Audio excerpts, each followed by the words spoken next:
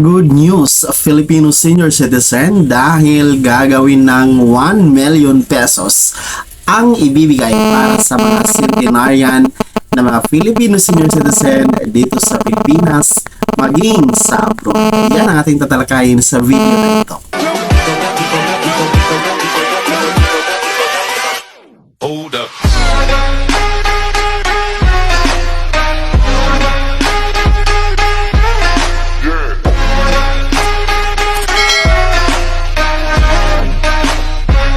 Hello mga ka-vlogs! Saan ka mang dako sa mundo? Welcome dito sa aking YouTube channel. And kung bago ka pa lang dito at nais mo mga informative content na andito sa aking YouTube channel ay maaari nyo pong i-click ang ating subscribe button pagkatapos mo mapanood ang video na to, and you can be a member dito sa aking YouTube channel sa pamamagitan po ng pag-click ng join button na nasa baba.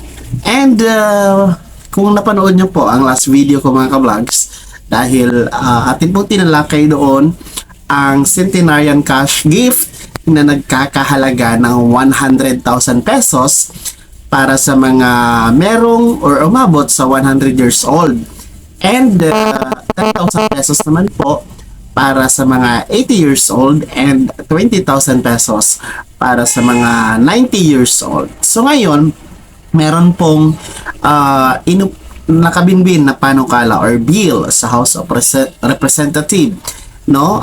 Meron pong inuprobahan sa kanilang third and final reading noong May 8, 2023, the last year pa ito mga ka-vlogs, kung saan inaprobahan po ang pagpapataas or pag-increase ng cash gift na mula 100,000 pesos ay magiging 1 million pesos na ito mga ka-vlogs. So, napakalaking aumento, napakalaking increase para sa mga centenarian natin na mga senior citizen dito sa Pilipinas. And entitled po sa bill na ito, no, ang mga Filipino senior citizen dito sa Pilipinas maging sa abroad. So, kung nasa abroad kayo, as long as Filipino senior citizen, kung sakaling magiging batas itong House Bill number 7535 ay makakatanggap pa rin kayo ng 1 million pesos.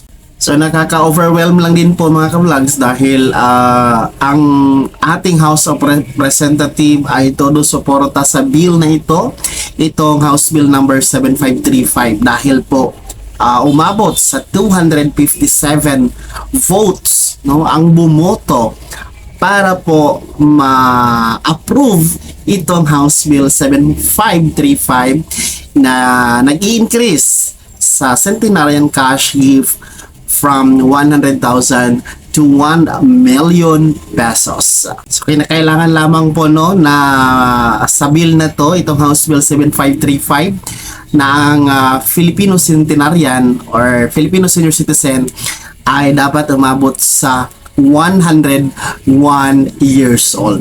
Pero huwag mag-alala yung mga 80 years old to 90 years old mga ka-vlogs, dahil kasali din po kayo dito sa House Bill na ito, itong House Bill 7535. Kung naalala nyo po, no, atin po tinalakay na doon po sa Republic Act 10868, doon po sa Senate Bill number 2028 ay kasama po yung 80 years old na makakatanggap ng 10,000 pesos, and the 90 years old ay 20,000 pesos. Dito naman po sa House Bill 7535 ay makakatanggap din po itong mga 80 years old, 85 years old, 90 years old, 95 years old ng 25,000 pesos.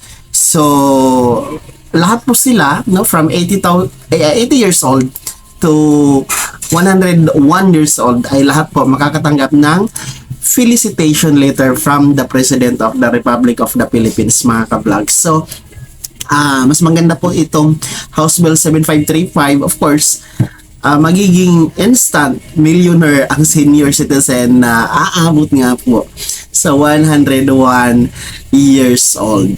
Ang layunin naman po ng panukala na ito, itong 7535, ay para po bigyan ng honor, no, ng parangal ang lahat ng ating mga senior citizen na umabot nga po sa mga ganitong edad, no, dahil bihira nga po ang umabot sa mga ganitong edad dahil nga po sa lifespan ayon sa pag-aaral dito sa Pilipinas ay tinatayang umaabot lamang sa 79 years old yung mga lalaking Filipino, while the Filipino na mga babae ay may lifespan lamang na 83 years old. So itong House Bill 7535 mga ka-vlogs ay naglalayong pong amindahan yung tinatawag natin na Republic Act 10686 or yung mas kilala sa tawag na Centenarian Act of 2016, no, na nagagrant ng 100,000 pesos sa mga centenarian senior citizens. So mas maganda nga dito sa House Bill 7535 dahil tumataginting na 1 million pesos ang ibibigay sa ating mga umaabot or aabot sa 101 years old. So ang mga principal authors na mga representative dito sa House Bill 7535, yan makikita nyo po sa screen. And isa nga po dyan si First District Davao City Representative Paulo Duterte. So isa siya sa mga nagsusulong or principal author dyan sa House Bill 7535. And harinaway, magiging batas po ito, no? As of now, 2024 na tayo. Yan po ang ating imomonitor, yan po ang ating bibigyan ng pansin ngayong taon mga vlogs, kung ano na po ang status, ano na po ang lagay nito. So one thing is for sure, aprobado na po siya last year pa, no, sa House of Representative. Itong House Bill 7535 na nag-i-increase sa centenarian cash gift from 100,000 pesos to 1 million pesos. Sa ngayon mga ka-vlogs ay may tinatayang mahigit 600, no, to be exact ay nasa 662 na bilang ng mga centenarian senior citizen ang nabubuhay dito sa Pilipinas. Base po yan sa datos ng DSWD. So kung atin pong titingnan, 1 million each ay kayang-kaya naman po na ibigay ng ating gobyerno ang tig 1 million pesos. So good luck po para sa House Bill 7535 at sana'y magiging aprobado din ito dyan sa Senado at magiging isang ganap na batas. And hopefully, no, this year magiging ganap na batas na ito para naman po sa ating mga senior citizen, mga centenarians, 80 to 90 years old, no, para pambili ng maintenance ng gamot, ng pagkain, diaper, gatas at iba pang mga pangangailangan. Sana'y naging gabay ang video na to kahit paano ay napag-uusapan natin ang mga ganitong bagay, no, para mas may idea ang ating mga Filipino senior citizen.